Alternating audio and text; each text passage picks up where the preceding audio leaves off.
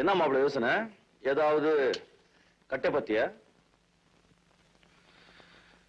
சேச்சே, இல்ல, ஆம்பளைங்க தனியா இருக்கும்போது ஒண்ணு லேடி பத்தி யோசிப்பாங்க, இல்ல தன் லக் பத்தி யோசிப்பாங்க. நீ எதை பத்தி யோசிச்சுட்டு இருக்க? சத்தியமா பொம்பளை பத்தி கிடையாது. பொம்பளை பத்தி இல்ல, பொம்பளைங்களை பத்தி நினைச்சுக்கிட்டு இருக்கேன். ஏன்னா பாவம் எப்போ அவங்களே தானே ஏமாந்துகிட்டே இருக்காங்க. டே மாப்பிள்ள, இந்த லிபர்ட்டி ஈக்வாலிட்டி எதுவுமே எனக்கு தெரியாது. ஆனா ஒண்ணு, ரசிக்கப்பட வேண்டியது ருசிக்கப்பட வேண்டியது ரெண்டு தான். ஒண்ணு மது, இன்னொன்னு மாது.